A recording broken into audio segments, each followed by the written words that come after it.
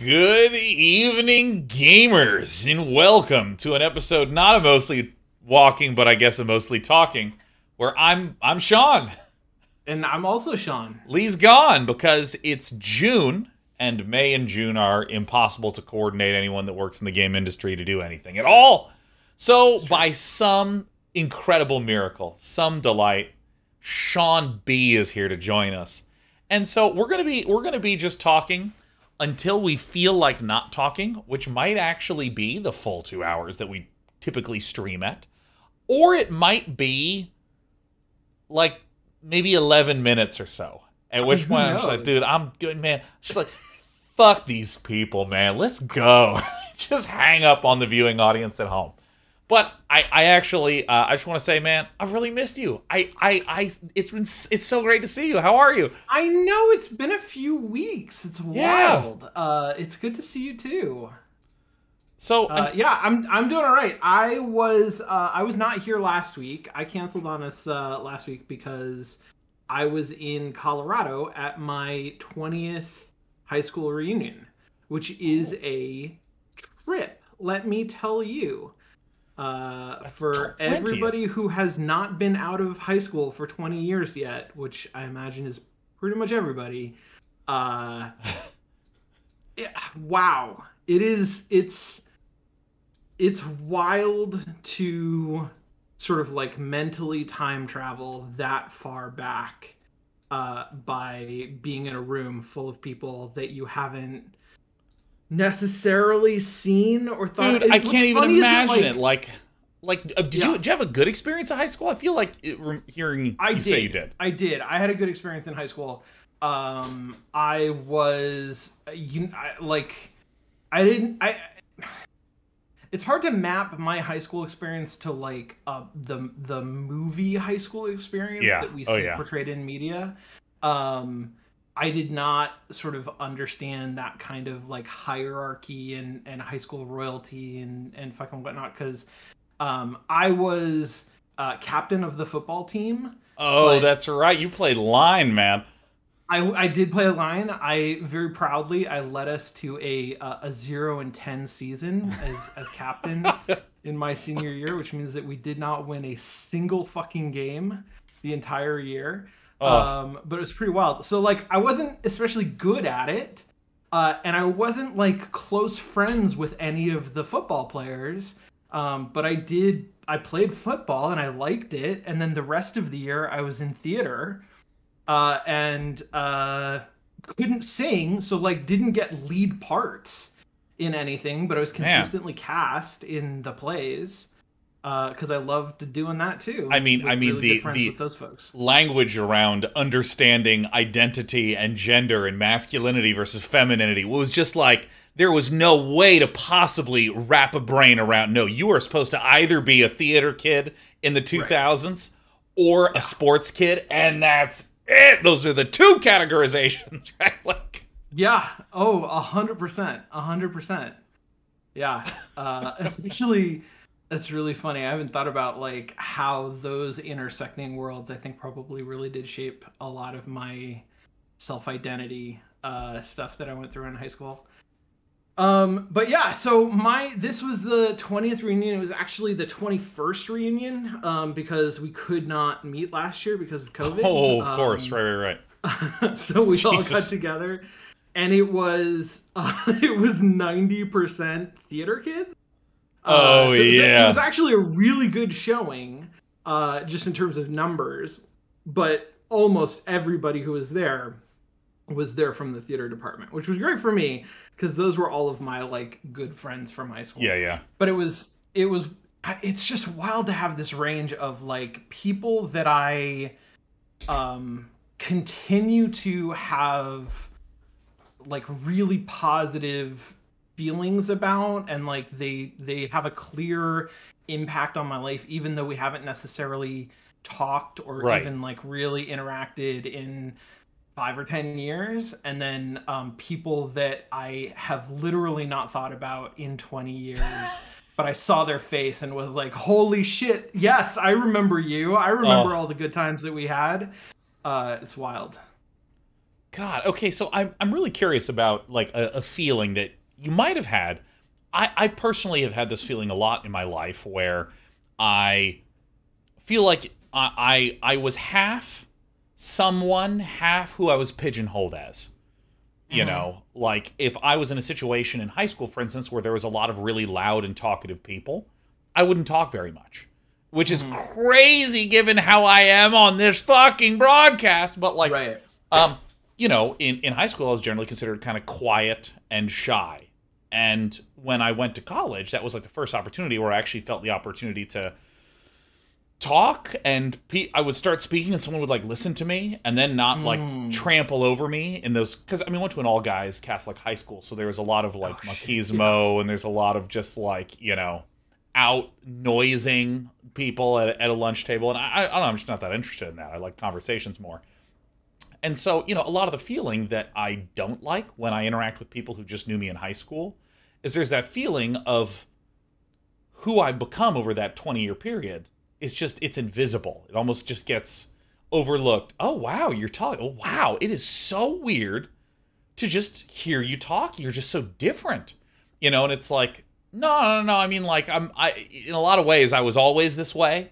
I just didn't want to try to out-noise someone in one of those sorts of situations. So, like, I have kind of felt this transition from high school to college, and then from college to grad school was another kind of transition, and then from grad school out to whatever the fuck this place is we're in right now. I don't know.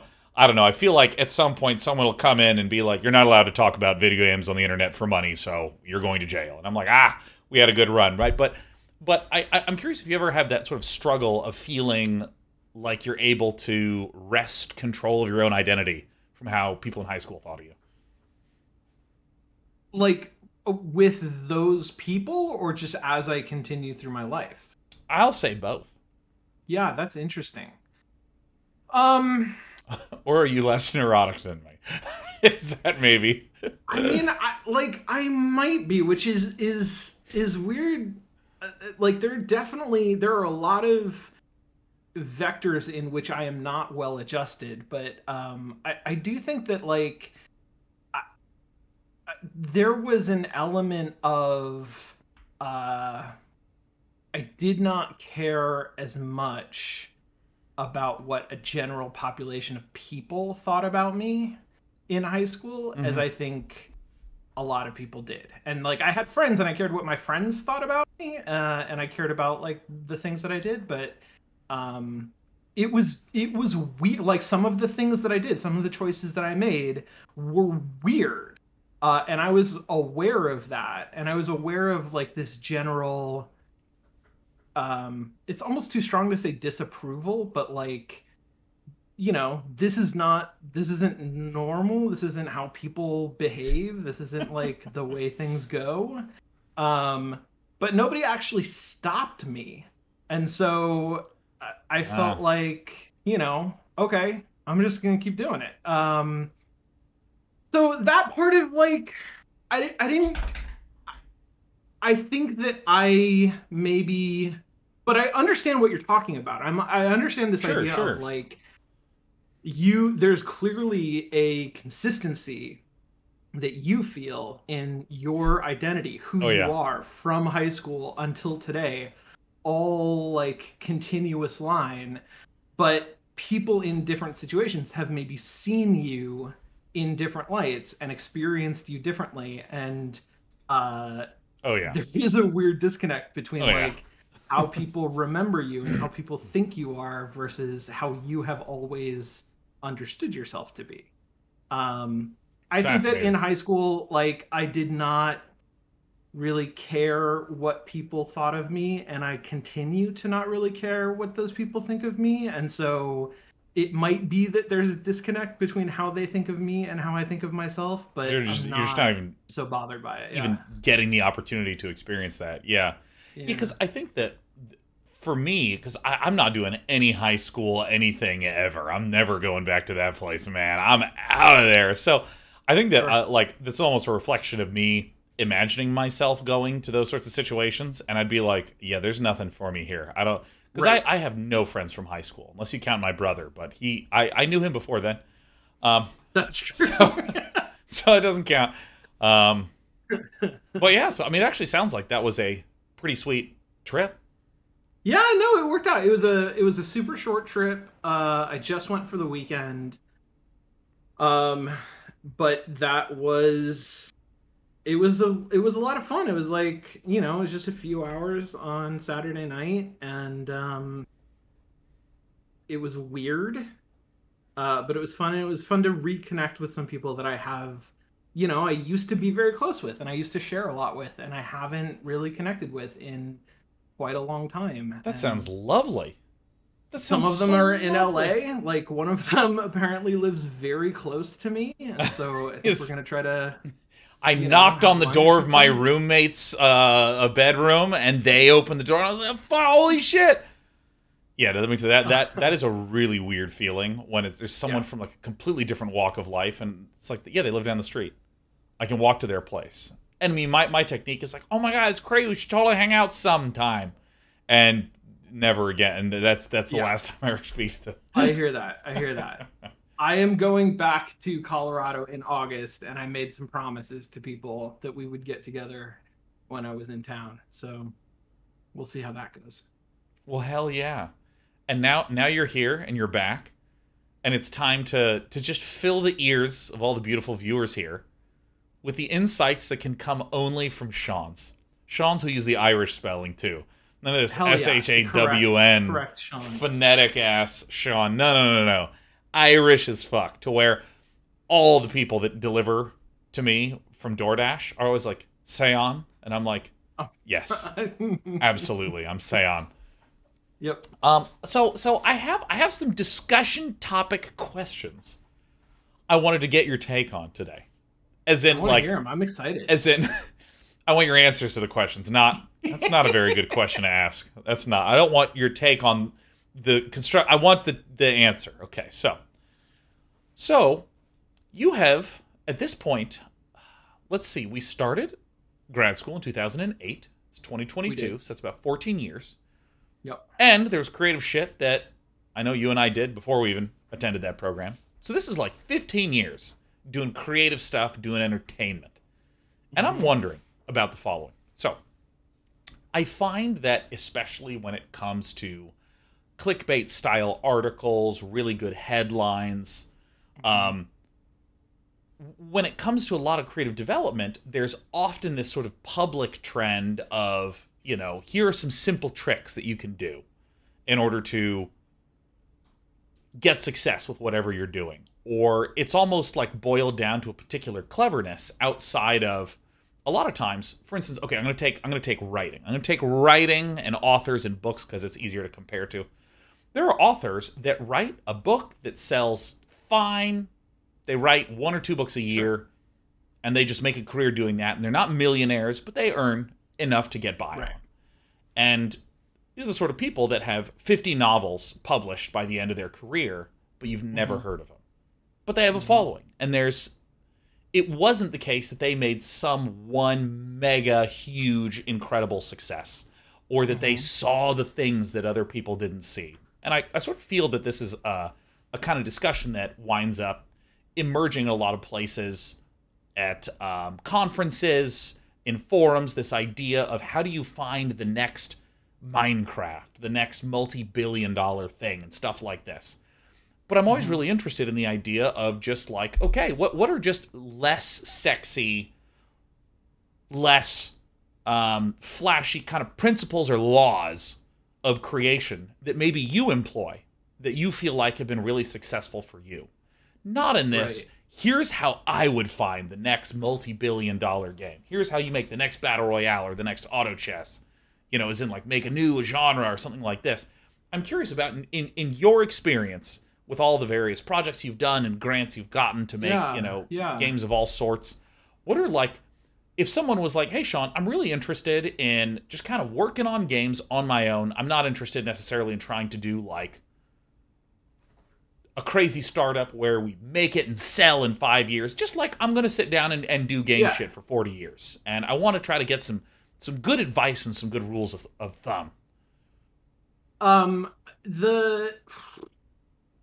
It's an interesting question, Sean, because I do think there's a quantum difference between creative endeavors that are maybe even a side hustle, but are not your primary source of income, versus the intention to make a career out of a creative practice. Yeah. Even if your goal isn't necessarily to invent sort of the big new thing and become, rich and famous, I think, writing 2 books a year for 25 years, and making a living out of that, I don't know. The career paths for games for doing that as an indie are rough, are slim. And I know people who have gone out and started studios and do that kind of work, and sometimes it works and sometimes it doesn't. But it's kind of a tough road. It is a lot easier to find success making games when you are part of the sort of big machine that makes big games and you're just a small piece of it, because there's stability in that, right? Like, that stability is really tough. On the other hand, I have a lot of experience making creative things that my life is not dependent on. And that I find extremely rewarding, right? Like, I love to make things and I love to make games. And there's a freedom in not necessarily trying to make the next big hit, but also not tying my future to the games that I make. And in those cases, in the kinds of things that I have done, and for like, contract work and grants and other things like that, for me, the most important thing is a kind of like base pragmatism, a kind of practicality, because the most disappointed, like existentially disappointed that I ever get is when, I get halfway through a project and just I can't get it to come together. Oh my God, that is the worst feeling in the universe. Yeah, it's rough. Did I tell you what Britt's name for that is? No, what's up? The bottom of the U. Bottom of the U. Because at the start of the project, possibilities, look at what it could be. Yeah, there's some haziness here, but we'll get through it. There's all that excitement. And then when you're at the end of the project, holy shit, we can sit down and just experience this thing that we made. It's so great. Maybe we can even build on it. We can polish some stuff up. When you're in the bottom of the U, all you've done is gotten to a point where you see everything that doesn't work and nothing that does. Yeah. And that is like the most bone-crushing feeling in the universe. It's so bad. I also think that, like, there's in chaos, there are often runs, right? Like, in random number generation, you will often get sort of spans of runs of patterns that seem consistent, but they're unpredictable because it's random numbers, but they sort of recur and recur and recur. And I think that this happens a lot in scheduling. Like, our time as people, like the time and energy that we have to put towards something, goes up and down in sort of kind of unpredictable ways. And I think there's a tendency to feel the most ambitious when you're at the crest of this, like, I have a lot of energy, I have a lot of time, I can devote, I'm excited, I can put towards something, which is great. But you have to understand that, like, when you get 3 months into that, you're going to be in a place where, you're at the bottom of the U, but also now you have, like, this stuff that you didn't see coming that is taking up your time, or you're tired because, like, something has happened. Or you got sick and you're behind at work, and now, like, you're scrambling to keep up, and that just happened. Like, it's almost predictable that is gonna happen. It's gonna come in waves. And so understanding, like, okay, how do we plan for this in an appropriate time scale, and one way of doing that is to say, like, I'm only going to spend a month on this project because I can kind of see what my schedule is like for the next month. Yeah. And I can get everybody together for the next month, and I can like keep that in scope.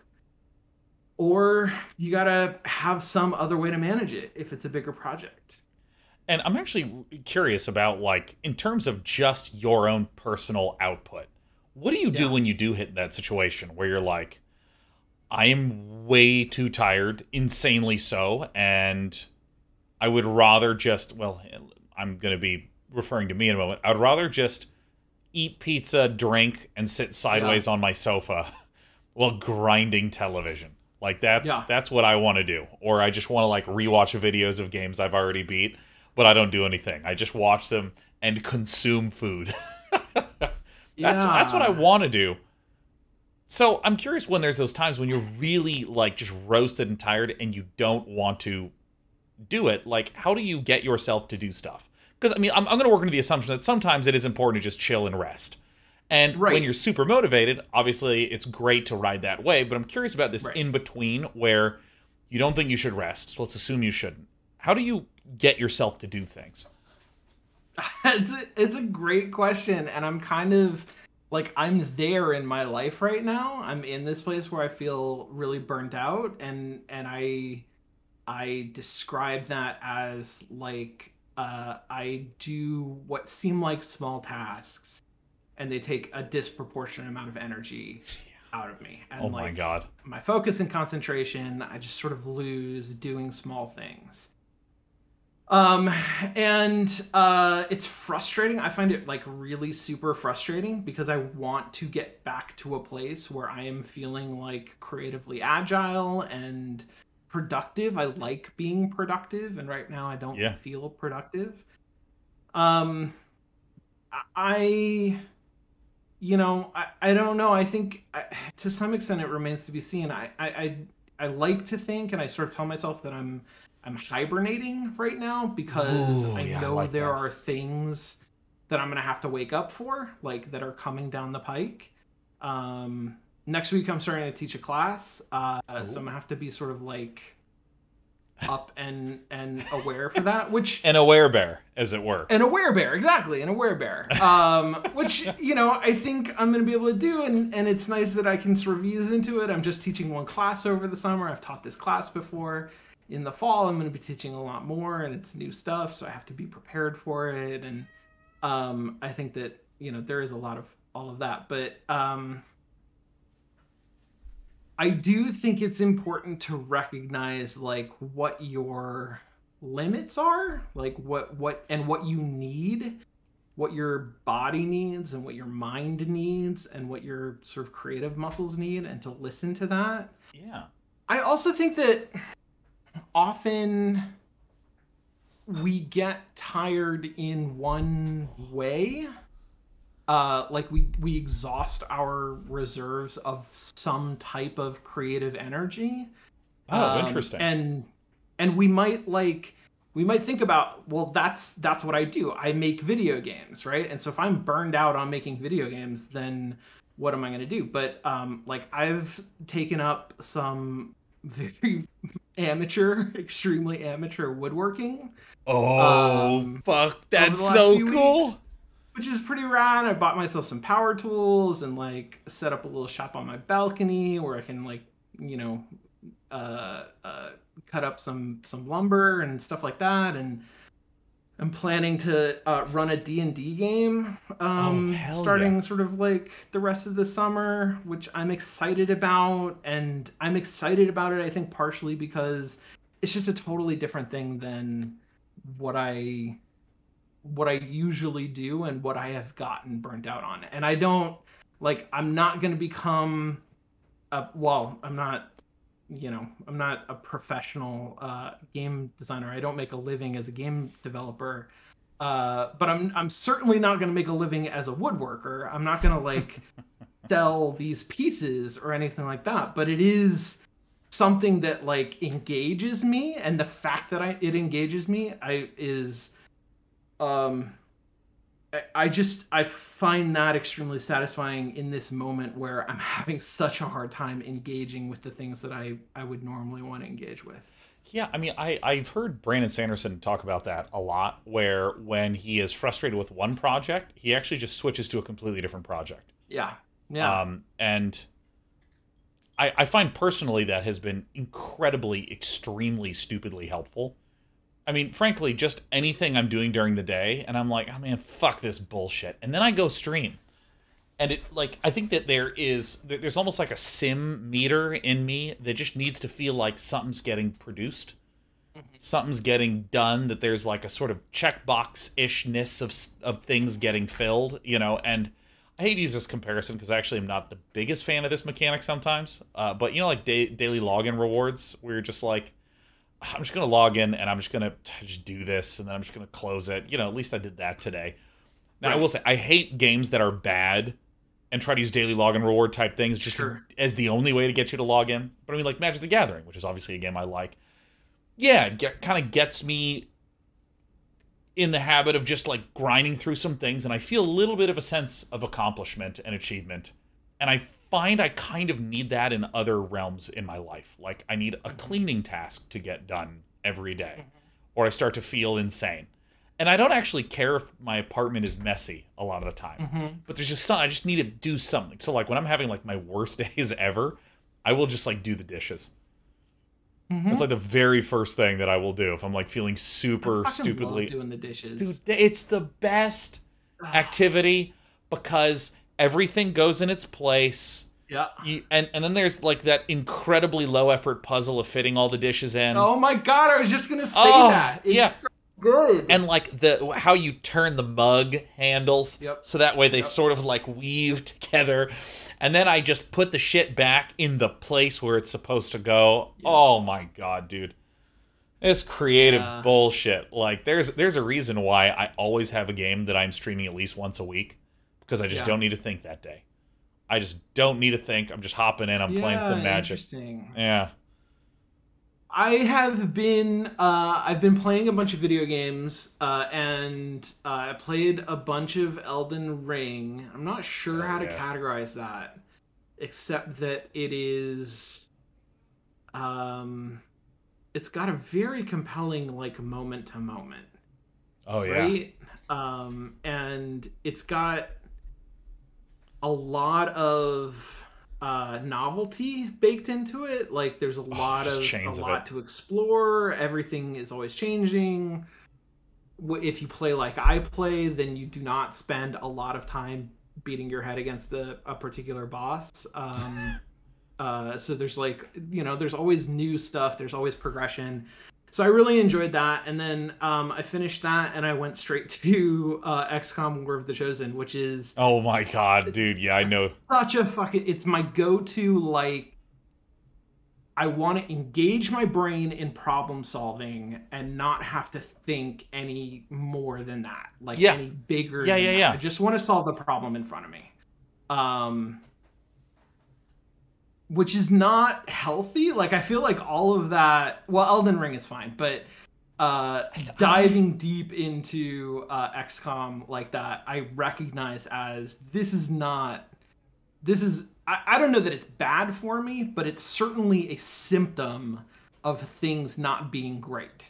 Like, I am doing this because I need it, because... you know, there are other things that are wrong in my life, and I think that's just like I'm fucking tired. I'm like exhausted.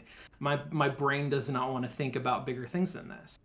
And I like that. I think that's really healthy, because I think the specific way in which I defend and support that is I feel like a fundamental thing that a brain needs is compartmentalization, and sometimes it is just really hard to do that. You know, and I think everyone has a really good shared example with the pandemic, where it's always kind of there, and there's times when it feels like, okay, I'm just going through my stride. I'm like cooking dinner, doing dishes, going to bed, getting up, doing work, you know, rinse and repeat a little bit. And then there's times over the past year where I just get like mentally thrown off. naturally when one of my friends contracts COVID, right? And it's just like, oh, God. And what I find is that I can't make myself just get away from that. So, or even if I've had a really long series of days at work when everything actually is going okay in the world, I find that I still struggle to like feel like I can let my brain relax. And I find that those intense activities that I'm super familiar with in a weird way feel relaxing, because it, for me, feels like, for instance, if I sit down and I play some Dota, I'm not a good Dota player, and I'd like to win, but I'm not trying that hard to win. It's just that it is demanding all of my attention. And because it's demanding all of my attention, I actually get a break. And I feel kind of the same thing about really compelling television, where there's that feeling that I really love about a really compelling television show, where I actually feel like I got a meaningful, restful break from all the stuff that was really painful and distracting going on. You know, whether it be school or life or whatever it is. Also, just want to give a shout out to Yamasin222's cat, who just left us a nice message in chat.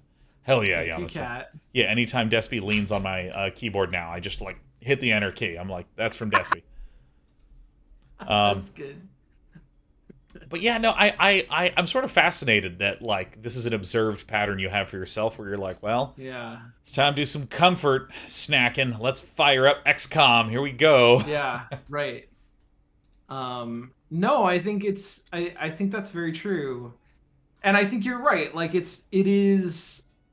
there is something healthy about it in the sense that it provides a sort of recovery period. Yeah. And I think maybe the thing that's not healthy about it, or seems not healthy about it, is that it's doing a thing that is very sort of like comforting and relaxing for me, that is engaging a particular like form of thought and attention and problem solving, and not engaging a sort of a more emotional sort of intelligence. Oh yeah, that I think is important, right? Like, I think, but it's so draining. but can be draining, right? Like, it is definitely a like comfort food kind of a thing, and sometimes you need comfort food, and sometimes you need, you know, that comfort video game. And I think keeping an eye on, being aware of like how deep into this am I going.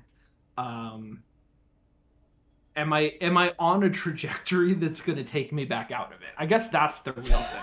Is that like I don't want to be there forever.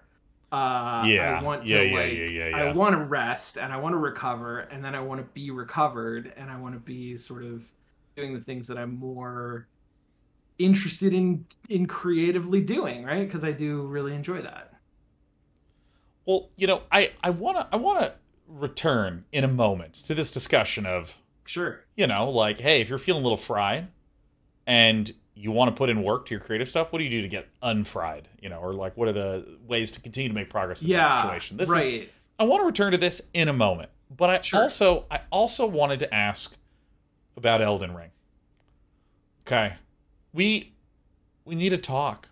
We need to talk now this is the first time I've spoken to you where we have both beaten the game. Okay, so because you have finished it, can we sort of like consider this channel to be a place where we can freely talk about Elden Ring? Is that... Do we want to avoid spoilers? You know what? In that case, let's leave Elden Ring to the end. That's what we have to do. That's what we have to do. Okay. We can't. We'll delay it or we won't. It's like the kind of non-spoilery question. Actually, no. Here's a non-spoilery question that I have to ask you, which is this. Okay, so this is not really a spoiler. This is just how the game actually works. Right.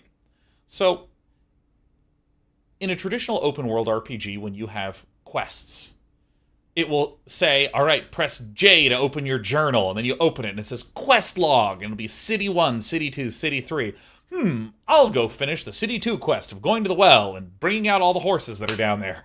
Like, and it's almost like a task list of things for you to do. And the understanding is that each quest has a corresponding reward, generally experience, but sometimes specific interesting weapons, like the really insane pistol in Fallout 2 that you can get from just like helping a guy on his farm, where it's just like, yeah, I'm going to skip all these quests, but I'm doing that farm quest because this pistol's like the best weapon in the game. And then there is the way that quests work in Elden Ring, which is that they don't really feel like quests. But the way it works is some character will just be like, hello, man, I haven't been able to find my father. If you find my father, could you tell him I'm looking for him? And the character who says that will not be there if you return again. They just go somewhere. Right. So you're kind of wandering through the world, occasionally encountering people, and you're, oh my god, you asked me to help with ABC thing. And I am curious what your experience of the quest system was, what you think about it, because I hear a lot of conversation and complaints around it. Totally. I think my experience of it is a little bit mixed. I personally don't mind. I guess I don't really mind either way. I certainly don't mind when there is a quest log.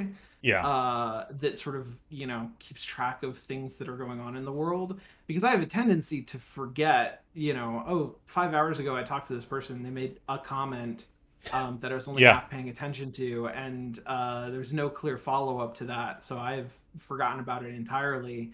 Having something in the game that reminds me of that kind of thing, I think is nice. I do actually appreciate that. I think Elden Ring gets away, at least for me, with being what it is, for two reasons. One, because it's so big. Like, It's so huge.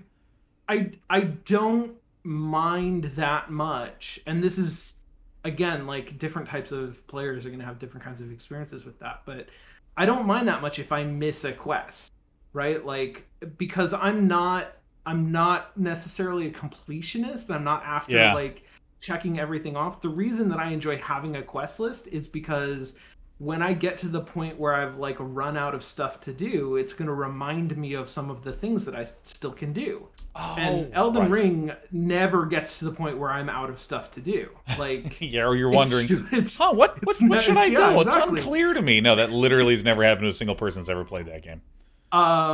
So I don't really mind that so much. There were definitely some of these little quests that I accidentally completed. Yeah. There are some that I tried to complete and couldn't, for sort of baffling reasons. And that was like a little bit frustrating, but again, I didn't get too hung up on it.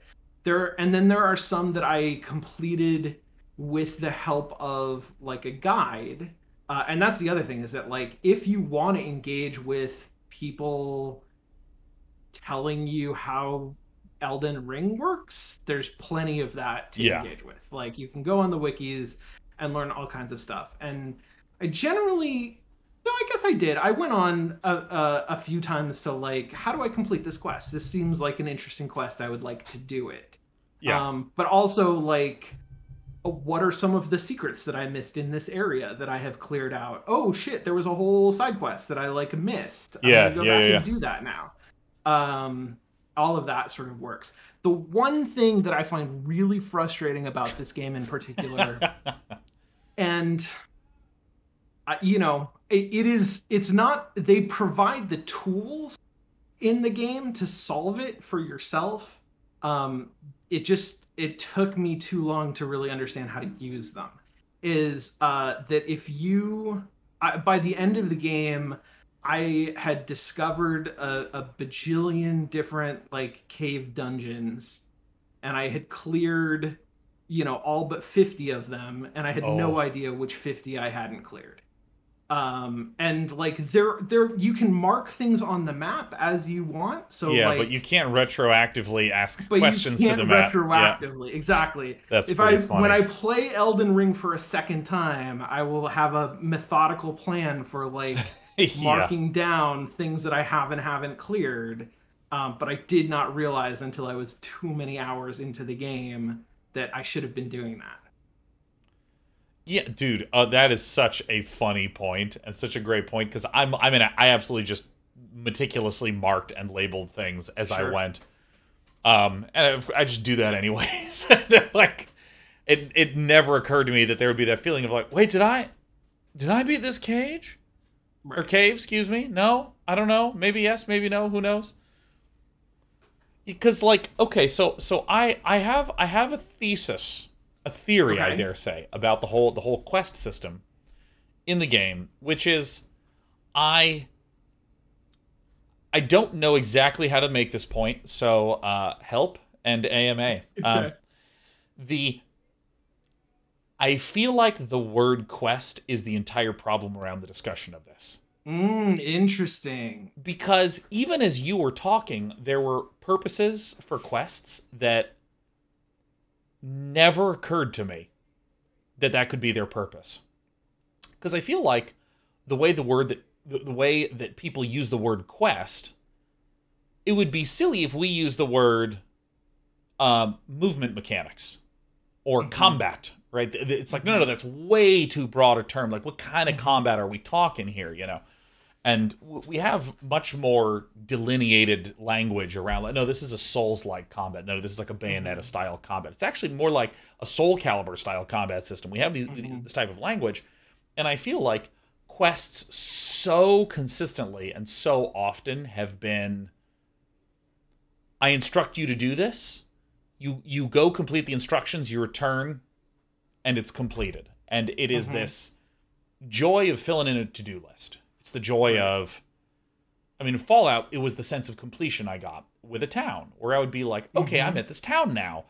I'm at Megaton, and I've done 11 of the 15 things there are to do. So I will continue to do them until there's nothing left to do, and then I go, nice. And some games don't have explicit forms of quest, like, some Zelda games. Don't tell you that you need to go to a dungeon as like quickly go to this dungeon, but it'll just have 3 dungeons blinking on the map. Right. And you need to do them. And when you beat the boss, there's something in your brain psychological. Because you need 3 things, right? Yeah. Like the game tells you need 3 things. Here are these 3 dungeons. And if you defeat one of the bosses in the dungeon, your brain doesn't go, am I even done with this thing? No, your brain goes, it's completed, right? There's that terminus moment where you go, okay, cool. Now, if I look at a lot of the properties that Elden Ring has as a explore, complete, fill in your task list type thing, it's very exploratory driven as opposed to quest driven. And there are large castles, and in the castle, again, very Zelda-like, if you beat the boss, you know that you're done. When I beat Rykard, I knew I was done with that area. When I, beat Renala, I knew I was done with that castle. So, and by the way, everyone knows how strategically I'm not spoiling anything. It's so sick. And so I feel like the quests serve very few of the traditional purposes and mechanisms of quests in games. Where, again, most of the time it's like this idea of completion for me, where I'm getting a sense of satisfaction. It's giving me tasks. It's giving me rewards that help with the system. So because I want to level up, I'll do quests that will help me learn more about the story, which makes me excited to go explore new areas, which will help me level up, right? There's this little kind of feedback loop thing. But I feel like the quests in Elden Ring do the complete opposite of what I have felt like quests do in other games, which is that it actually makes the world feel alive and moving and changing. And so it feels like this sort of spicy, interesting thing that sometimes you run across, but at no point is it like, okay, there's this, I'm going to speak very vaguely so no one thinks I'm speaking about a specific quest, but there'll be a character who's like, yes, I'm trying to do thing X. Can you help me a little bit? And there's some very simple thing that you just hand them that's already in your inventory for 100% of players. And then they will just randomly be somewhere else. And by randomly, I mean that there is a specific location that they go to, but it's not like anyone would ever tell you about it. Right. It's not like there is someone who, quickly, you need to meet me at the south by southwest longitude point at this bonfire. You just kind of stumble across them again, and you stumble across them again and again and again. And every single time that I would begin another session of streaming Elden Ring, I would say, hey, let's do a little review. And I would often go to locations that had interesting vistas, or I'd talk about, yes, let's talk about, because we came here, we originally went to Liurnia, and I go to a place called Liurnia that has a great view. Oh my God, there's a person here. And then I go talk to them. That must have happened like 10 to 15 times. And what it wound up doing is it, for me, gave this feeling of surprise and delight in the map that made it feel like, again, like the world was alive and moving and things were changing, and I was just one of the characters in there. And I feel like calling them quests almost makes it so that you want to evaluate it on traditional terms. Well, I'm supposed to beat this quest, but I don't know where I'm supposed to go.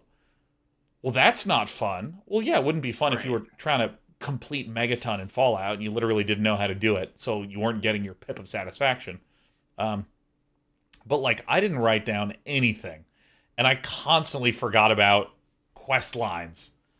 And then, you know, I was still able to beat the game perfectly satisfactorily. And I'm wondering your sort of thoughts on this overall spiel that I've been dishing out, right? This idea of, no, it shouldn't.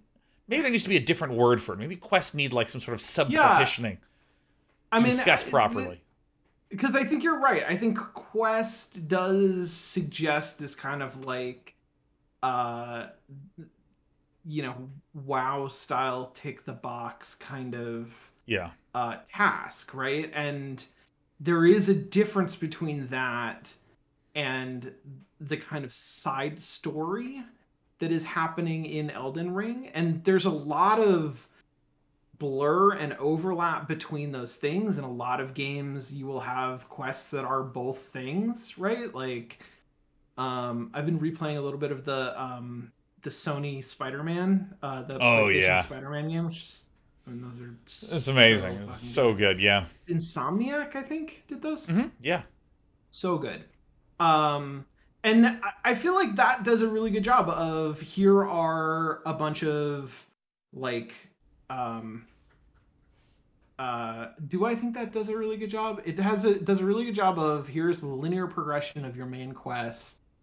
And it does a really good job of, there are moments, there are pauses in that progression, in that sort of like pacing to do other stuff. And some of those other little side quests have interesting like stories attached to them that are compelling little narrative moments that don't especially contribute to the overall plot. If you didn't do them, you wouldn't like not understand what was going on. But they're interesting little stories of Peter like makes friends with this guy who loves pigeons and like has lost his pigeons, and you talk to him a bunch of different times, or you like investigate your history with Black Cat as you like investigate all of these little places. But they are also literally like checkboxes that you have a list of, there are 15 of these and you've done 7 of them and you've checked them off your list, right? Like it does kind of both of these things. So I think that there's some ambiguity. There's like the reason it's hard to come up with the precise language that you want is that there isn't really clear distinctions between a lot of these things. Yeah, because I mean, I think that the solution would not. I don't think the solution at any point would be, well, what is the right term? Let's find the right term today. We got the term, cool, let's move on. Right. It's more like it feels different enough to warrant a new type of term or language in the way that people do with quests, with combat and movement mechanics and so on. And I do think that like Elden Ring, it is a lot. It's almost, because it's clearly not the same thing, but it's almost related to like the deleted scenes on a DVD, right? Like there's, because it's a little bit of a story that's clearly connected to the main story and probably gives you a little bit more information than you otherwise would have had that wasn't like included in the movie, and might have like a great performance that's really compelling to watch. But also it's not like if you were to just watch the movie, I mean, yeah, you missed out on that scene that was in the deleted scenes, but like it's not like That is you such an couldn't interesting comparison. experience the whole thing. Yeah. Yeah. Oh, that's such an interesting comparison. Oh my god, like that's what I'm gonna start saying. I'm gonna start calling it Ronnie's deleted scene, which just sounds like Ronnie did a bad job at her role, and she, you can find it if you look for it, but you gotta look hard, right? It's a deleted scene. That's right. That's right. Poor Ronnie. Yeah. Yeah, interesting. I didn't have quite exactly the same experience as you of going back to places, I think, and having like characters appear and having things change, because I think I didn't play in quite as methodical a way, but it was. Oh yeah, I'm the method man for sure, man. Like, no, oh I mean, my I God. think that, and I think a lot of people do play that way, right? Like Yeah. a lot of people are really focused on, I want to see everything there is to see, and so I'm going to revisit all of these locations on a mission. And for me, like, I would do it a few times and be like, it doesn't seem like there's anything here. I'm good. I'm done. I mean, it's funny because on the other hand, this is a very okay. I'll be vague. There is a location that in the first, handful of hours of the game, it's kind of important that you visit a second time. And I went for a long time without visiting that location again, and so like the game kind of didn't get going entirely. Until I was like, what's going on? What's happening here? I skipped the tutorial. I was supposed to go back there. I didn't realize that was important. And then for the next 160 hours, every time I was like done with a play session and I had to go to a site of grace to like save my game and quit, I went back to that place because that was just my like, I have to go. That's the place that I go, I guess, when I'm like so I don't know, I would get into like patterns and things like that, but I did have the experience of people that I met and talked to, especially characters that were compelling, right, that were really interesting, would then show up unexpectedly somewhere else as I was going. Like I would explore this random new landscape or a castle and like, oh damn, you're here. Sick. I remember you. And that's pretty cool. Like when games do that, I think there's a lot. So I'm going to share something that is a spoiler. So for anyone who's wondering, I'm going to put my hands like this as I'm saying the spoiler, and when I take them away, you can unmute. So we're going to do this in 3, 2, 1. Spoiler starting now. Okay, so there's a viewer named Seriously Angsty that Elden Ring was their first FromSoft game. Their very first. And so they spawn at the first step. They don't go towards Stormvale Castle. They instead turn right and go to the Agheel Lake, see the dragon, run, wind up going down into the pit where there's the chest. They open the chest, it teleports them to the Celia Crystal Tunnel, and they realize that they can't beat anyone, so they start running to try to find an exit, and they wind up walking through the mist to the Falling Star Beast and just get fucking one shot. And then they're like, what the fuck? This game is impossible, right? It's literally the worst way you could have ever played that game. All right, spoilers done. Yeah. Spoilers are officially done. Yeah. Yeah, for any of you who wanted to know the shape of it, basically, it's an open world game. You have the ability to go anywhere, And one of our dear viewers, Seriously Angsty, some of you may know them, literally chose, through sheer fate, the most heinous first possible few hours of the game. I mean, I heard that. I was like, it was like, yeah, I eventually beat the game, but there was a while where I was just like, what the fuck, man? Oh, it's so good. Well, Sean, I will say, I want to give us a pat on the back. We've had a delightful 1 hour conversation, and we're going strong. We're going great. Now, Sean, I have some questions for you to continue this little chain, but I'm wondering, do you have anything for me, for your fellow Sean? This is Sean. Oh God. Sean asks Sean. Yeah, Sean asks Sean. And of course, any of you beauty babies in chat can feel free to ask Sean's. Anything? I know that you have been like especially busy with work stuff recently, but is there anything that you are well, and your chat maybe already is kept well apprised, but like what stuff have you been playing and watching and reading that has been exciting or rejuvenating for you? Playing, watching, consuming. All right. Okay. All right. What has been rejuvenating? Well, let me tell you a story because it transitions well out of Elden Ring, right? So, I've made this bold claim before. We're going to make it again. And there's someone who's going to be like, I don't necessarily agree with that. And I just want you to know in advance, you're completely fucking wrong. The claim is that there's really no such thing as a variety streamer. It's too large of a catch-all term. It's inaccurate. It's almost like saying, yes, we're making an adventure game. It's like, it's so broad as to not be meaningful. And the reason I say this is because, you know, and some people are like, ha, you can't say that. I have for you here. Look at this person. They do variety. I absolutely agree there are people that self-label as variety streamers, but almost always there is some sub-focus within that. So, when I am picking a variety game, and let's say that there's a game, I typically was, okay, every Friday I'm going to stream a new game. That's going to be something I'm going to do for a while. Okay.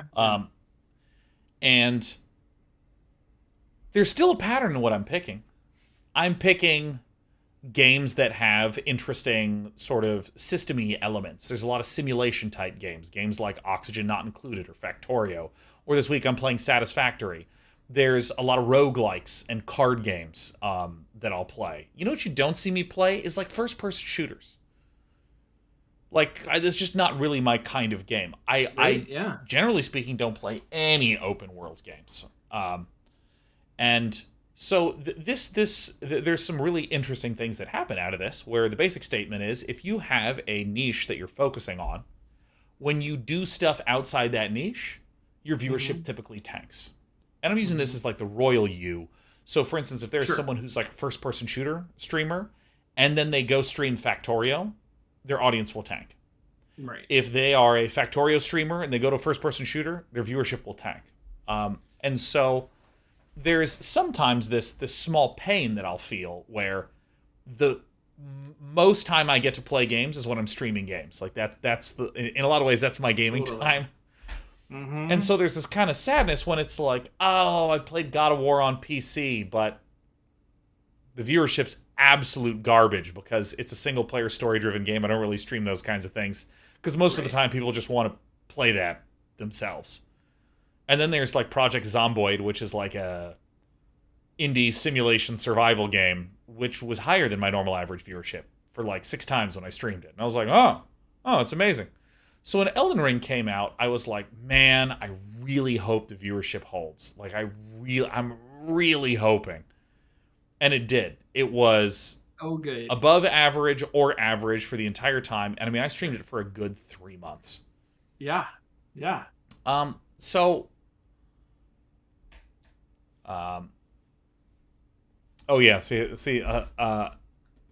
Injured Ginger Avenger says, by the way, Injured Ginger Avenger is such a great ID. Says, that is very good. Variety, because mostly RPG with occasional FPS, but nothing multiplayer, and I need a plot focus is a bit wordy. Yeah, and I mean, like, that is a completely different demographic than what I broadcast to, you know? Right. Why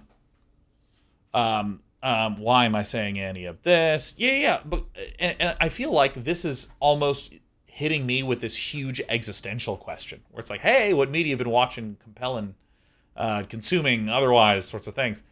Where I have some ideas, but I'm really going to need to do some replanning for the next 6 months, because now that Elden Ring's done, the overall viewership for the Magic the Gathering category has gone down. And the viewership of a category is almost always the number one determining factor of how your viewership's going to do. So Magic viewership's down, which makes sense because Magic has a lot of different formats, and they've almost been focusing on and growing to even more formats. And because from their point of view, if they had 100 players for one format, and then they have 60 players for two formats each, that's a total of 120. That's better. They've improved their product. Good They're for them. pleasing more people at a deeper level.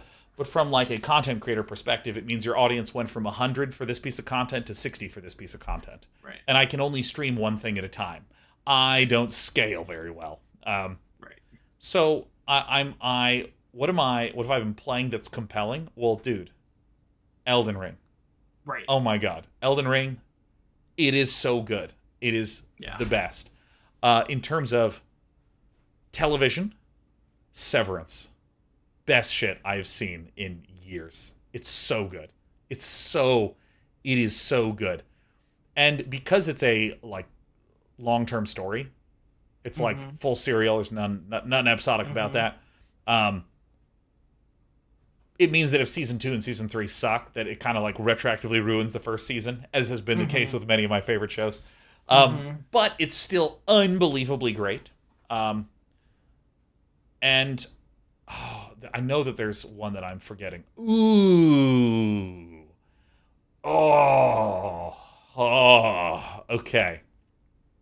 It's my favorite. Is my maybe my favorite of all these that I just said. Nah, Severance is still fucking better. Now, Elden Ring and Severance are definitely better than this. This is actually the least good of everything that I've said, but here it is. There is a book about the solving of Fermat's last theorem. Really? Yeah, and it is called Fermat's Enigma, and it is just fucking riveting.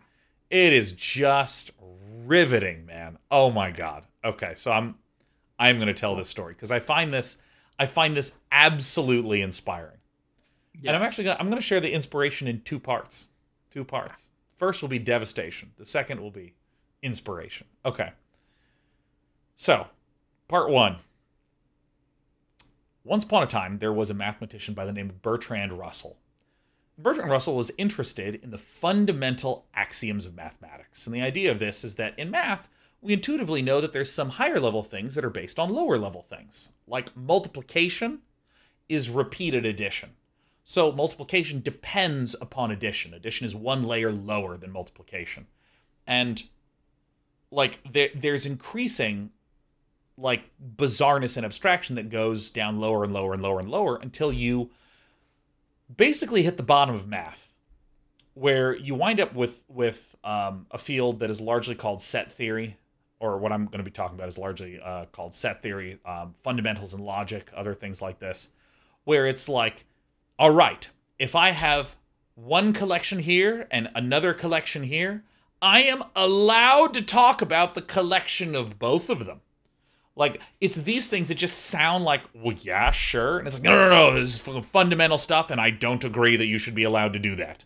It's kind of like crazy shit. So, this guy, Bertrand Russell, was like, he was like, okay, I want to find the set of core laws at the base that I can say, here's the basic, the foundations of math, like these say 11 laws, such that any mathematical question you pose, I can both tell you if it's true or false, and you'll always get the same answer if you ask a question.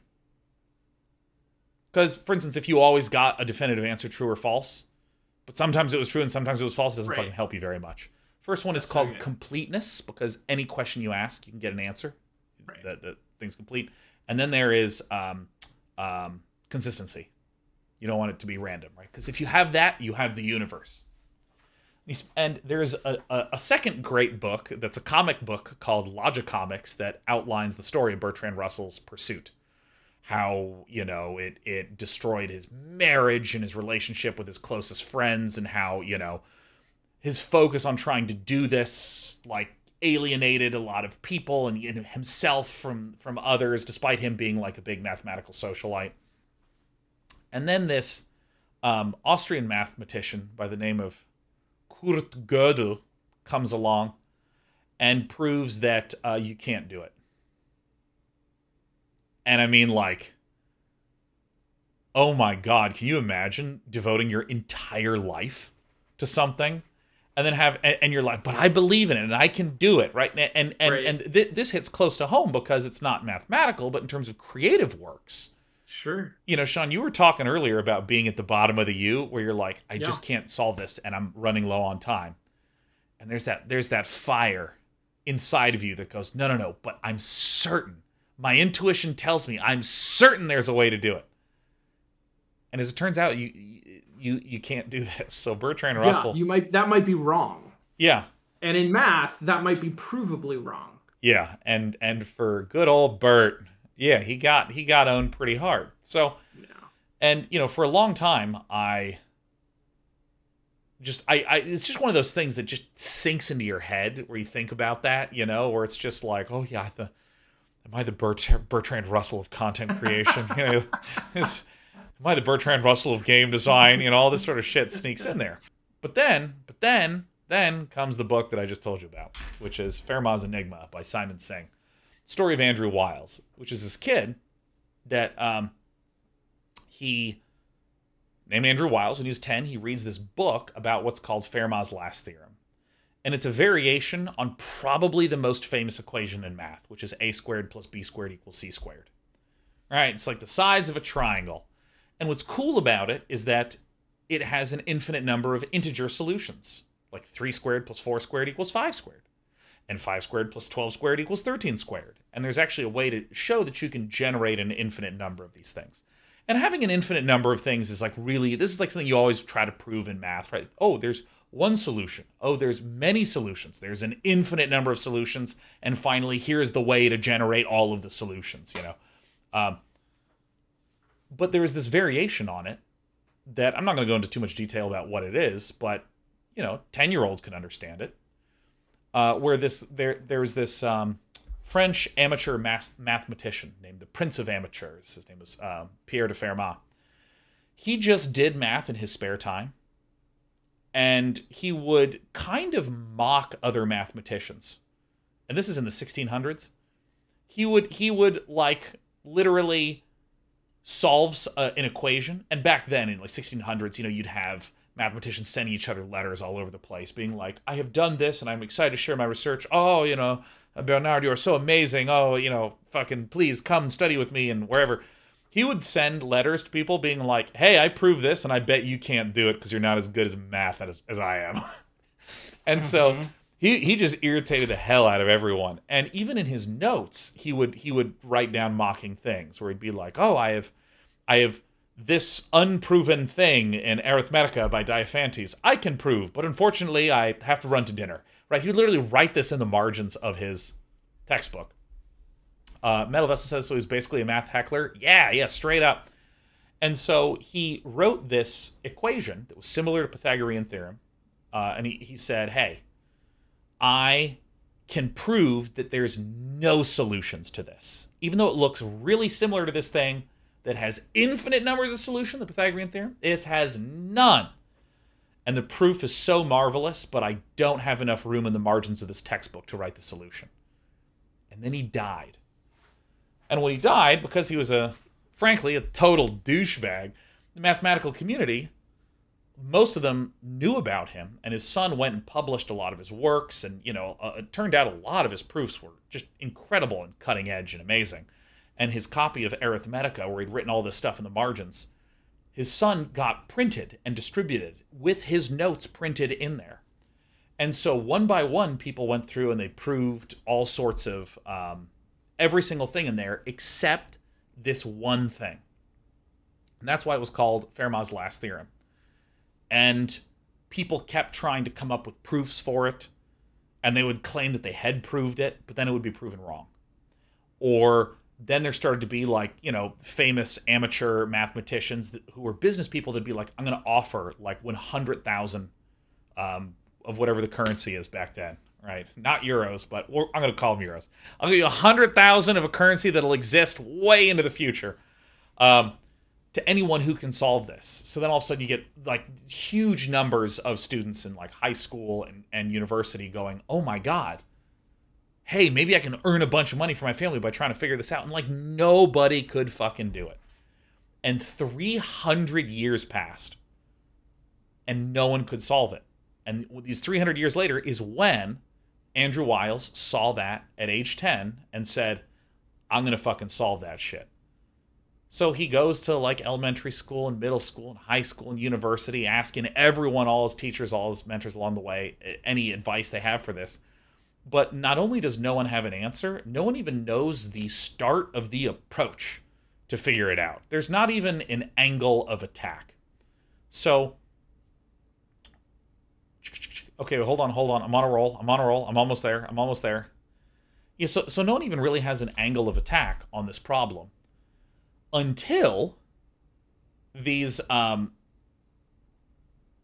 these two Japanese mathematicians have a conjecture that's kind of unrelated to Fermat's last theorem that connects two different branches of mathematics. And connecting branches of mathematics is like fucking sick in math. Like many of you may know algebraic geometry, which is the idea of any equation can be graphed in a Euclidean plane. You know the y equals mx plus b. How amazing is it that a bunch of numbers written in an equation can be turned into something visual?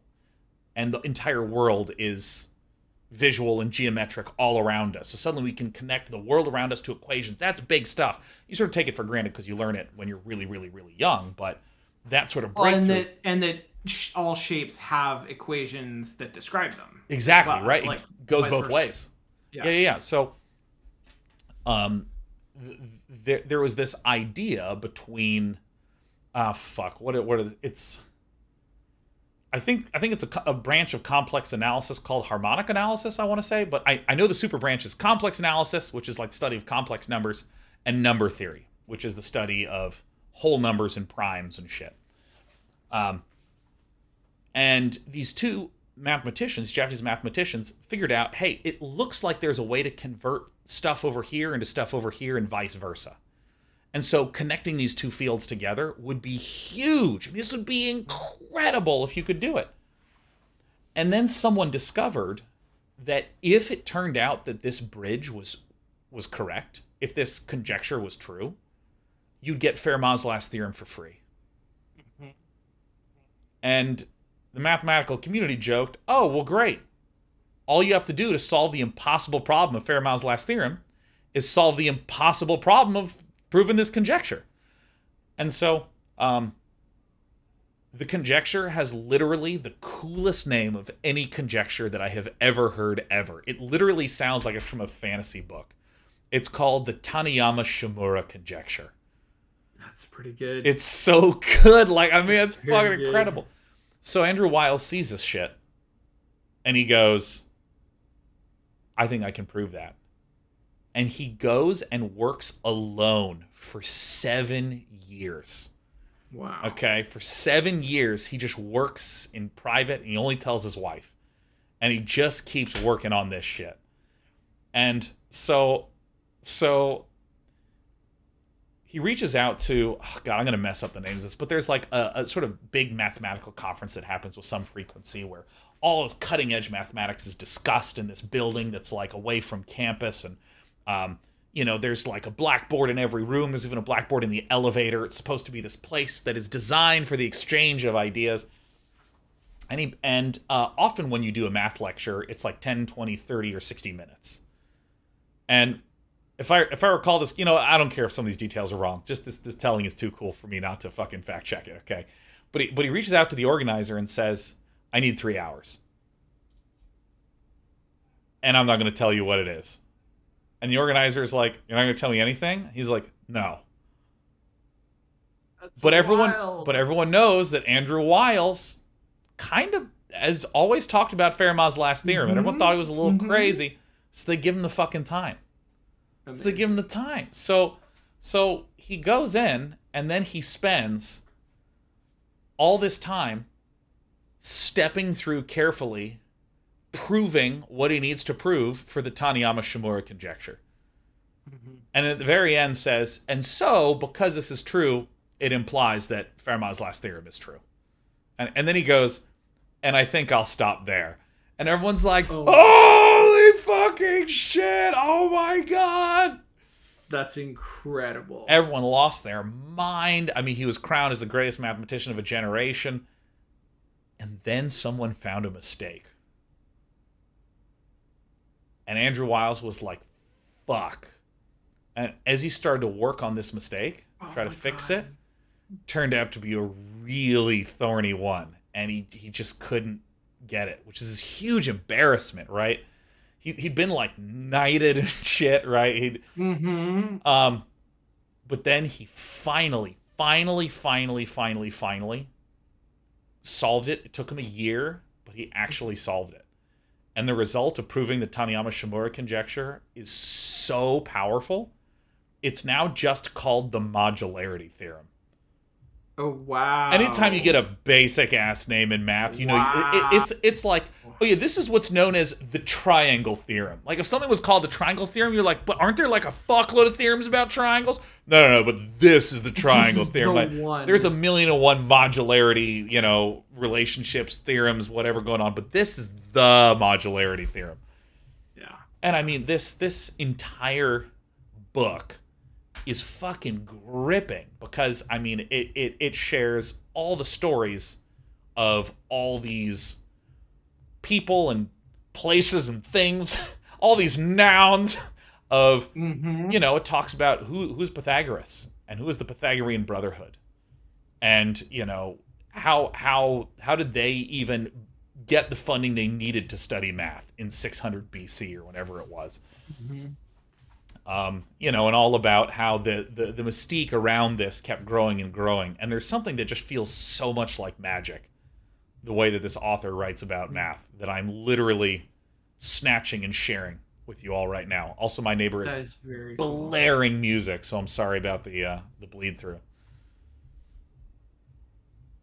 Okay, but yeah, that is my story of a book that is awesome. That is extremely compelling. And so that's very cool. This contrasts with the Bertrand Russell story, where every time I'm feeling doubt, every time I'm feeling like maybe I can't do it, you know, it's like, well, I'm not gonna be the Bertrand Russell.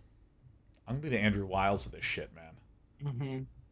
I'm gonna sit alone for 7 years, only talking to my wife.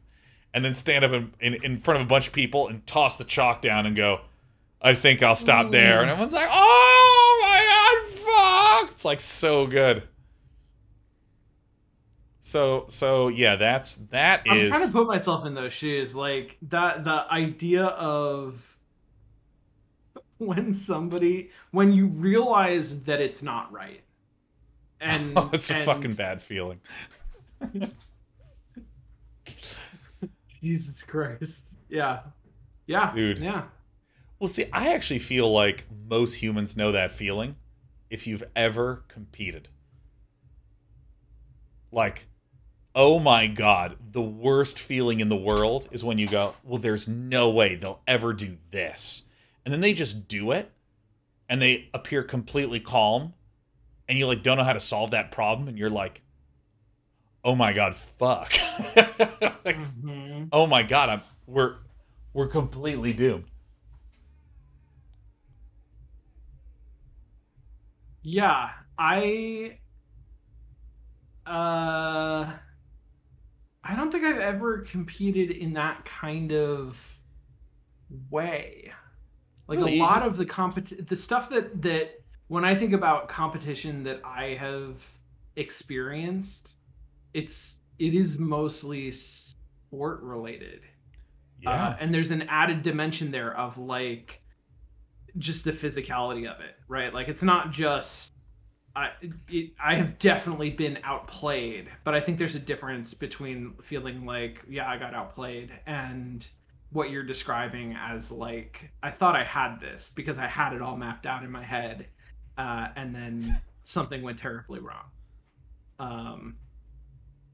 But yeah, dude, I feel sick. I mean, I know that Andrew Wiles eventually solved it.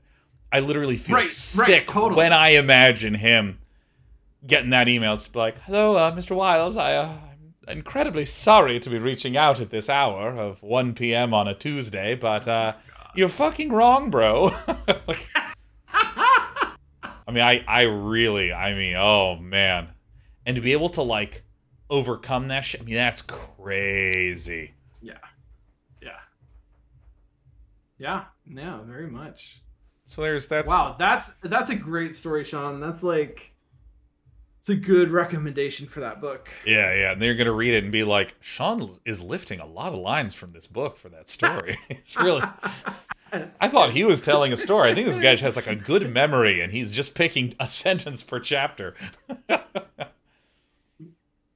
Good way to do it. Well, you know, since the Bertrand Russell, Andrew Wiles juxtaposition story is very inspiring to me.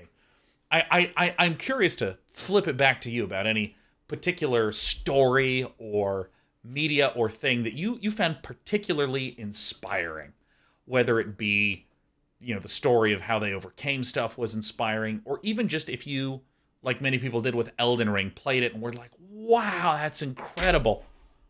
I'm curious if there's any, not even like the number one most inspiring thing, but like, name one inspiring thing. Give me one. I bet you can't even name one. Been inspired in your life. Yeah, you name it. Name one. Well, you know, it's interesting because like I don't. Nonfiction is not like where I go, right? I don't. Yeah.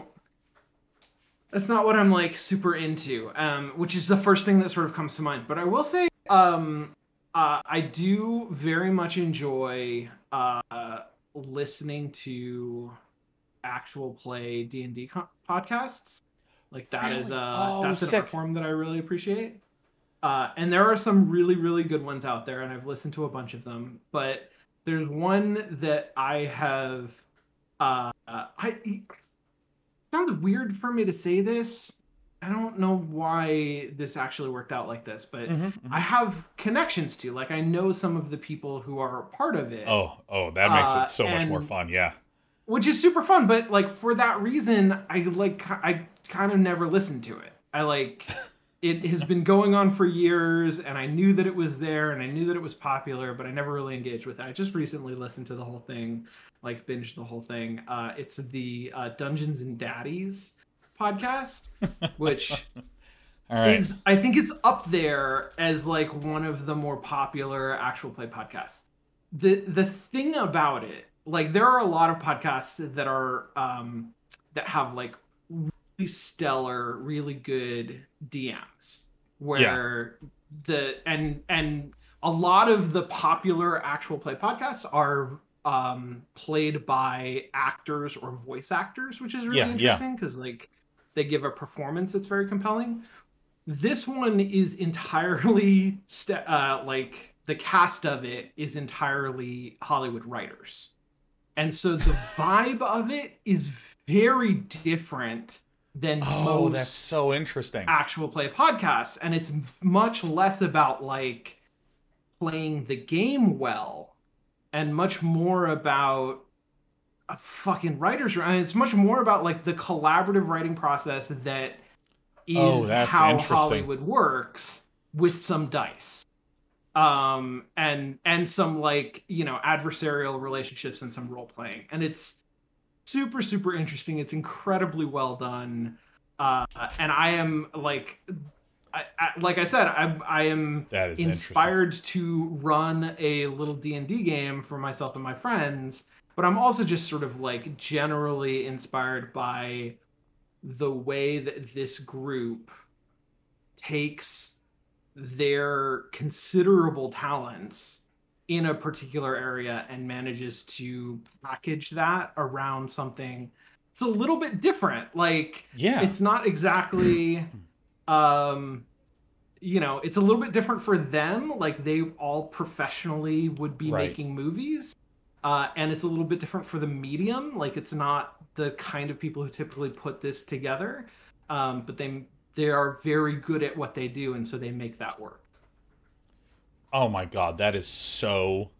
I love stories of, what's the term? Cross-disciplinary creation. You know, where I knew someone that was a journalist, but they got their background in English, French, and German literature.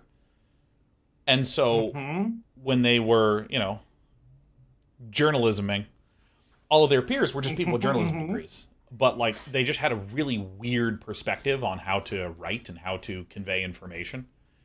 And wound up with, a lot of really successful pieces. And I remember them crediting that. Like, it's just because, like, I don't know, my training has just showed me a different perspective. And I feel like there are so many stories like that. It's like exactly what you're talking about, where it's like, no, I mean, we're not actors. We're writers. Right. So it's not that writers are better. It's that it's different. It's a different set of sensibilities. And that's fucking cool. Yes. Yeah. Yeah, it's and just to sort of awesome. Like crystallize it, to clarify it, in a lot of, I think, really to congeal it. To congeal it, yeah, that's the right word. In a lot of actual play podcasts, you have people who are really good improvisers, and the sort of like the moments that you see and remember in their performances are about them reacting in a very sort of novel or interesting way, right? Like an unexpected way to some sort of thing. In this podcast, in the Dungeons and Daddies podcast, there's a lot of, and it still cracks yes, right. It's Dungeons and Daddies not a BDSM podcast. That's like that's fucking pretty funny. It's there's a lot like that I never hear in other versions of this, in like professional role-playing games, that they will say like they'll throw out ideas of like, here's how that happens, right? Like, I take an action, I roll the dice, the dungeon master says here, your action fails, or like it succeeds, and then the player will say, okay, I got it, here's how that plays out, right? Like, because I'm seeing it like I'm writing the scene. And that's so sick. And they're very willing to do that because they all have this sort of like collaborative writer mentality. Yeah, it's just a muscle that they're using all the time. So exactly. Let's use it here. But yeah, it creates some really cool moments. That's awesome. Okay, so because it was on the topic of inspiration. So is it the idea of exploring that through your own lens with like running your own game specifically, or is it just seeing that idea of a group of... I think a big part of it is like I definitely find myself inspired by like excellence on display, right? Like I'll go see a movie and be like, holy shit, that was so well done. Like there was a vision for this, and it was executed to perfection, and the result is this incredibly satisfying thing, right? And seeing people operate at that level, like perform at that level, I find really inspiring. Oh my god, people that are good at shit, like, dude, every time I watch Tom Cruise in an action movie, I think just maybe Scientology works. Like, he's just like, oh my god. Like, just watching him race through the streets of Paris on the motorcycle, or like driving and crashing a helicopter in Fallout. And then I haven't seen Top Gun Maverick, but man, if you can believe in Thetans, you can believe in yourself. I mean, that's like fucking amazing shit that fucking Tom Cruise does. Just the sheer skill on display of doing things that, thinking about it is potentially fatal for me. And he's just doing it and messing up and going, I didn't like the take, let's do it again. Like, it's just incredible. Yeah, no, it's wild. It's fucking sick. Yeah. Well, shit. Okay, we have 24 more minutes, gamers. Okay. Gamers, we've been asking each other some questions. Yeah. We've been doing some talking, and now it's time for something other than Sean on Sean action. We're gonna need not a BDSM podcast. If there's any essential question that you want to know the consensus of two of the world's leading Seans, we would be thrilled to hear from you. It is a rare opportunity here. This is a convocation of Seans. Clancy Guy says, is VR the future of gaming? Oh, man. God, what a question. Oh, shit. Oh, man, that's a good one. That is so amazing. Oh, what a great question. Okay, I mean, Sean, would you like to kick things off here for us? My general, I mean, this is all speculation, right? Because there are so many factors that are going to go into shaping the answer to that question, right? What is the future of gaming? And some of that is technological, and some of it is market driven, and consumer behavior, and just fucking random timing and like things, butterfly effect. Like this is very speculative. But my vibe tends to be that the future of gaming will be a descendant of what we picture as VR, but will be sort of almost unrecognizable as what we think of as VR.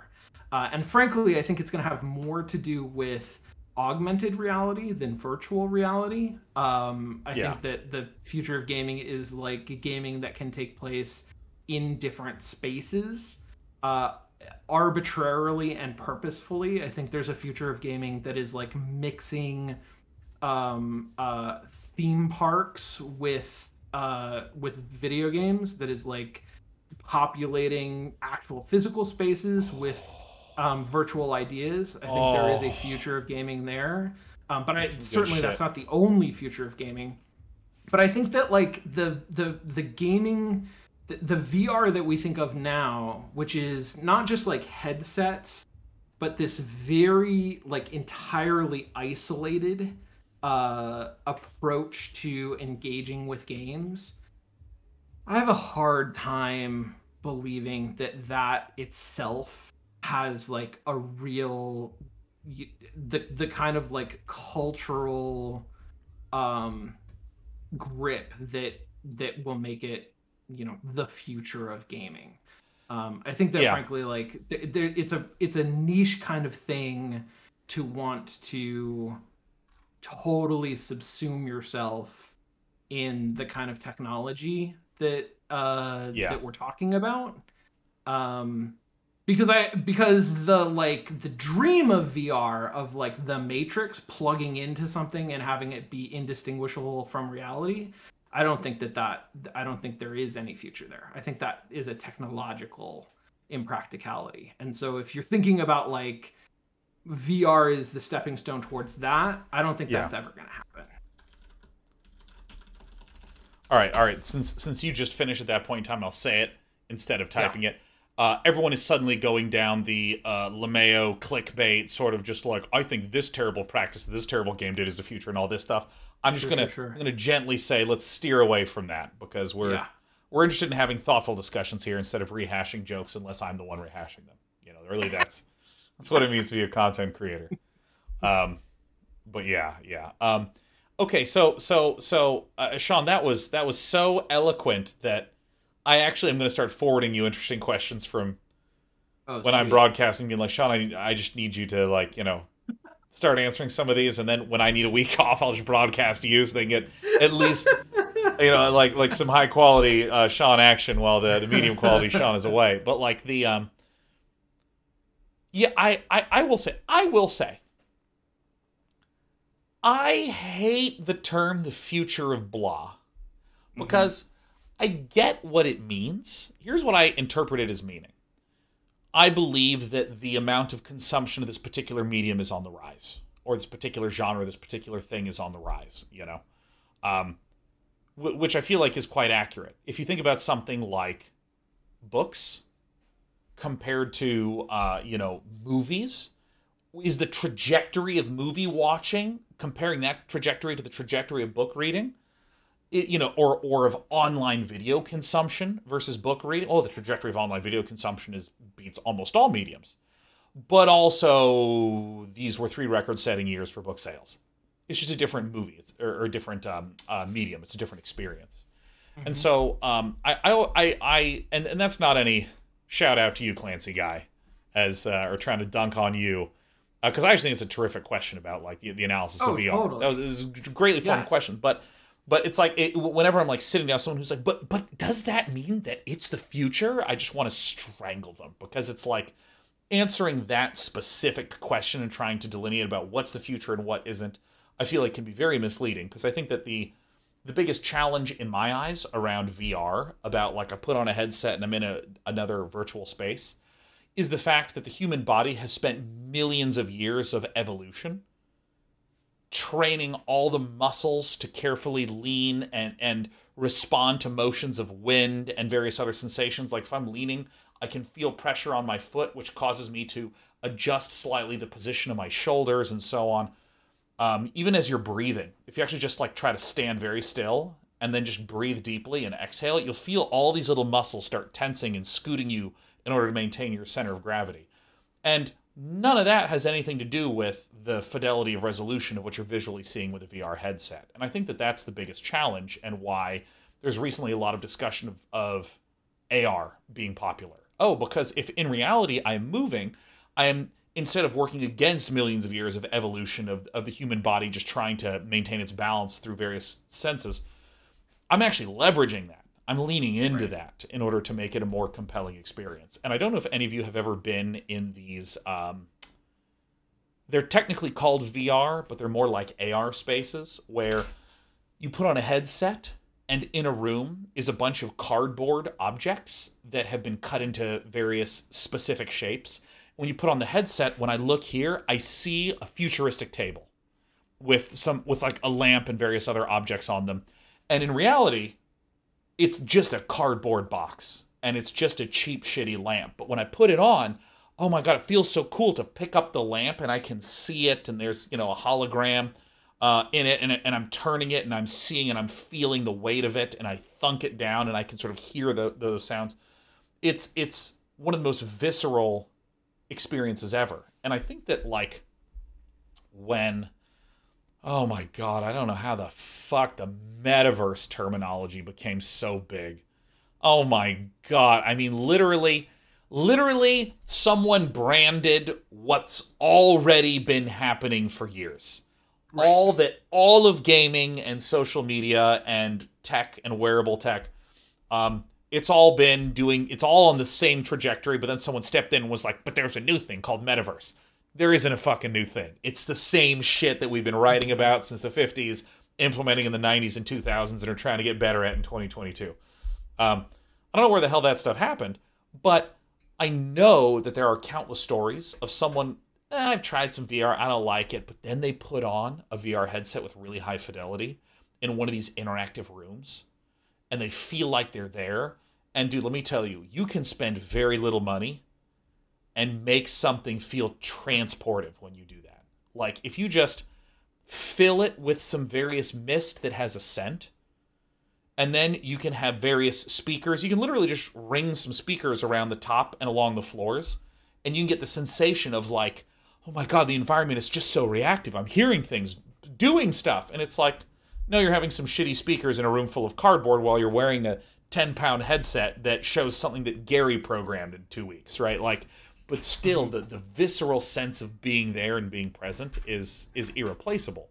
And I've never heard the articulation that you shared, Sean, but I think that's brilliant. It will be like a descendant of what we call VR now that will be super sick. And let me tell you, when that stuff is working, I'm not going to spend any fucking time in Los Angeles. Are you kidding me? What a bland town this place is, man. Fucking holy shit, man. I'm going to go to someplace cool, man. Yeah. I'm going to go to the VR Hogwarts and just fucking order a Starbucks there. And you know what? I'm going to pour it out on the ground the instant I get it. See if I get in trouble with like a wizard. Oh my God, it's going to be fucking incredible, dude. That's amazing. Yeah, that was a fucking sick question. Yeah, that was very good. Yeah, but I think that short term, the growth trajectory of AR is so much more clear.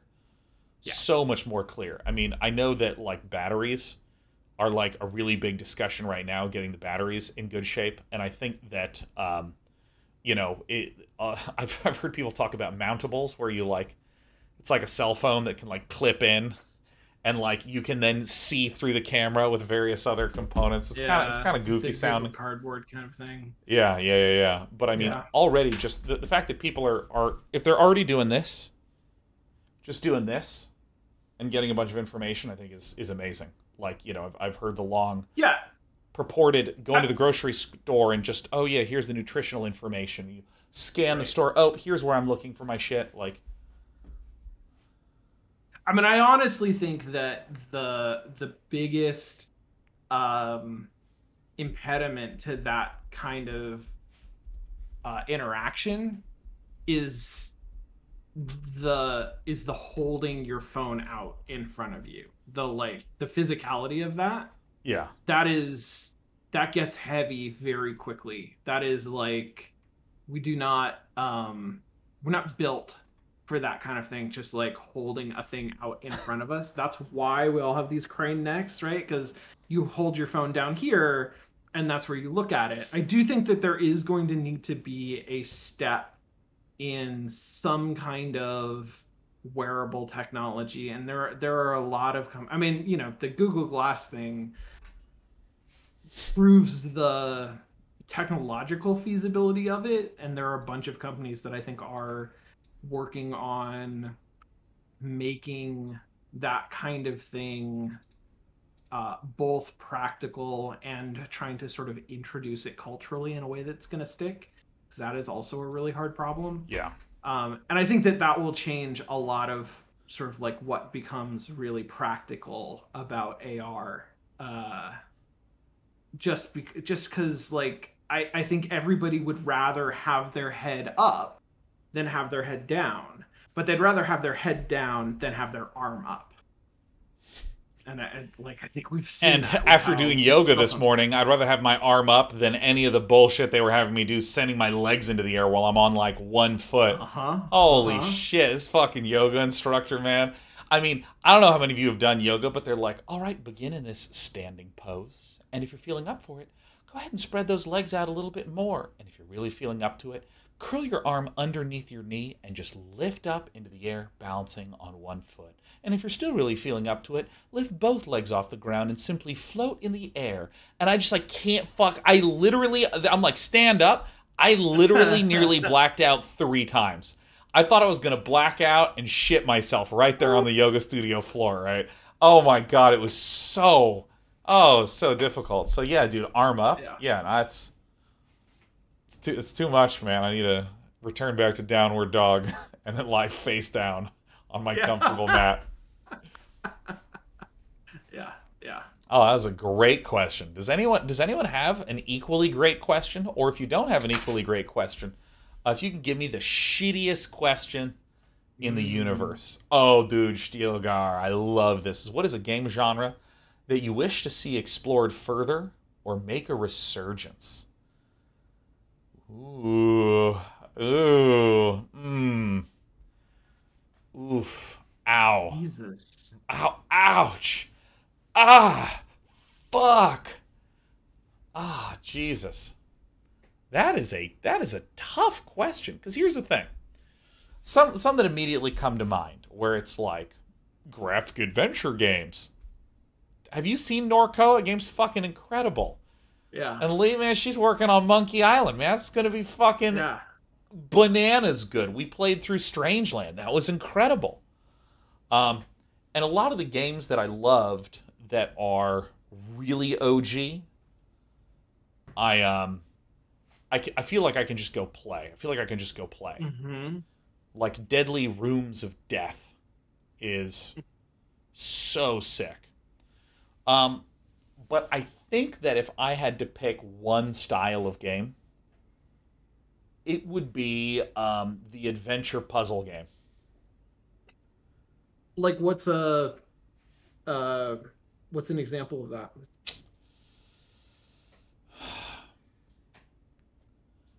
I feel like Call of the Sea that we played recently is maybe the best example of this, where like, I mean, probably the original. It's kind of misty, right? Yeah, like it's where there's what I would call like the pure puzzle game, which is something more like The Witness, something like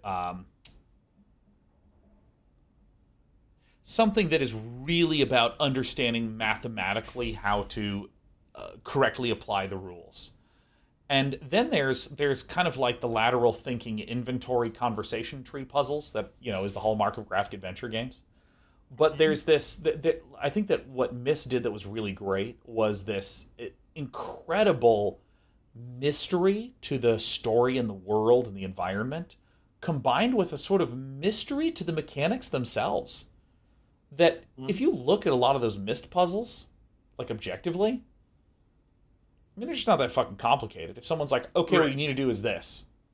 Like the I can't remember if this was in Riven or in Myst, where you have to navigate through by listening for a sound. And if it clicks on the left, you go left. Clicks on the right, you go right. And if it clicks twice, you go straight. And it's just like, oh yeah, once you figure that out, it's like, it's totally fine. Right. I just love that feeling of awe and mystery that I felt in older games. I felt that in Myst. I felt that in, Return of the Obra Dinn is another really good example. Where I feel like in place of mystery and wonder driven through obfuscation, a lot of modern games are about clarity and simplicity and guidance to make sure everyone gets the experience. So Elden Ring, I would say, has one foot in this, or maybe a few toes in this obfuscation, mystery, wonder department. And I just miss those days where that was cranked up to 11. There we go. That's my answer. It's interesting because I think Call of the Sea and the Witness games that you cited. I actually think that one of the better examples of this that I've seen in modern times is Outer Wilds. Yeah. Oh, yeah. I'm surprised that I forgot to bring that one up, but you saw my brain chugging a little bit, but yeah, that's a 10 out of 10 example. So yeah, I think the modern evolution. Part of what I find difficult about this question is that I guess I don't think about things in quite these terms, which is weird because I do love the ontology of genres. I do love categorizing games in different ways, but I don't really think about the genres over time and the way that they because they don't persist, I guess, is part of it. Like when I think about a lot of what genres do I wish would have a resurgence, I see those genres are still there. They've just changed as they've grown. They've changed into new things that we call by different names. The games that I loved, like you said, I think the games that I loved, I can go back and play. But I'm more interested in sort of how these games change. And so I think that's also true of genres that I want to get explored more. Is I'm excited to see where they go and how they're taken. But I will say there are a couple of niche genres that people are making these games, but they're small enough kind of niche audiences that I would love to see more people tackle them. Yeah, if you could give $200 million to a talented team to make a specific kind of game. Yeah. Let's come at it from that angle. Okay, so my two answers to that, and again, my interest is not make the best version of this. It's see what the fuck you could do with this genre. Yeah. But I would love to see more Zachtronics style games. Puzzle programming games. I think are super rad. And there are some great ones, and it's mostly Zachtronics that makes them. But there's also I used to have a mobile game called Trains. I think it was from an era where you could publish a mobile game that was just called Trains. And it's it's no longer supported. You can no longer play it. But it was this very similar sort of puzzle programming logic game that I found very, very satisfying. So that's one. And then the other one would be also with you on Obra Dinn, but I put Obra Dinn in a kind of subgenre of mystery games where I would also include Her Story and Telling Lies. And 12 minutes. Am I really going to stab her? Sorry, go ahead. I'm derailing. But like, you know, these are games, and I actually have a history about it. I like when I was in grad school, I was very interested in this kind of thing, and I worked with Jamie Antonise, and this was like his whole deal was these games that are narrative spaces that you can explore, right? And Her Story does it as like a database mystery, which is fucking cool. That's so sick. And Obra Dinn does it as like these, you know, audioscapes that you can explore, which is really rad. Like, I think there's so much potential there, and the games that are being produced in that space. And the developer of Her Story has a new game that's coming out in like a week, I think, that I'm super excited about. Talked about it at the PC Gaming Show. Yeah. Yeah, hell yeah. So there's like great stuff that's being done there, but I think because those genres are so niche, I would love, yeah, if I had $200 million, I would inject it into these spaces where otherwise they wouldn't see that kind of money because there's not that kind of audience for it. But like, I think more people doing creative things in those spaces from those starting places would be super rad. Hell yeah. Yeah, Human Resource Machine, Metal Vessel, I love that. Like there are games in these genres that do exist, and I find them fascinating. So yeah. So, Good Justice Keegan from the new game's called Immortality. Yeah, in fact, you know what? Hold on. Yeah, there it is, right there. You know, Sean, let's get you in on this. There you go. Yeah, look, there it is. Immortality. Right there. Yeah, I'm excited about that. Hell yeah, brother. Now, since it's nine, we need one incredibly stupid question to close things out. Hell yeah, these questions have been too like top tier. Yeah, these have been like high quality questions. Yeah. With, of course, I don't know about you, Sean, but I thought your answers were high tier. Yeah, I just gotta say, high tier answers. Well, it's been a very nice conversation. I've really enjoyed it. This is a good one. Meltor Foss says, "What is your least favorite bone?" That's a good one. Oh my god. Least favorite bone. Favorite bone. You know, it might be because I did yoga. But it's the bone that's at the bottom of the kneecap and like the top of the shin. Like mine sticks out so far. I have the sharpest knees. So like anytime they're like, all right, and go down on your knees, I literally had to buy like a 2-inch thick yoga mat, or else it would just hurt way too much. Fucking sucks, man. It's a shit bone. Like, I literally want to take a file and smooth out those knees, you know? That's how I look like Gumby. That's fair, yeah, totally. I think I would just bounce off of this. I can't remember where I saw that. I think it was on Twitter or something, but I recently saw somebody making this comment, and I completely agree and endorse. I would say teeth, because, like, what the fuck is up with I've got some bones that don't take care of themselves. Like, all my other bones can just kind of, like, deal. I don't have to worry about it.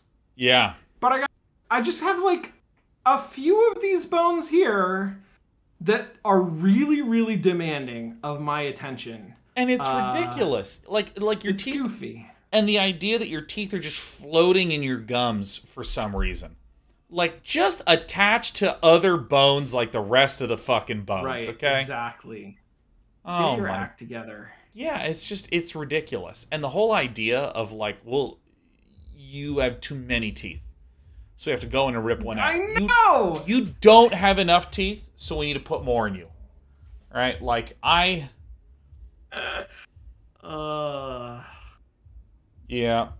teeth, you're right. Teeth fucking suck. But I do hate the bottom of my knees. And with that, everyone, thank you just so much for joining this Sean on Sean discussion. Sean's a deeper truth. Right. So I'm gonna go. I gotta do dishes. Probably gonna walk old Bone Ice. It's gonna be good. But hey, Sean, thanks for chatting tonight. And I'll see you next week, man. This was fun. See you next week. Bye. All right, I'm fucking hanging up on you, Sean. You're done.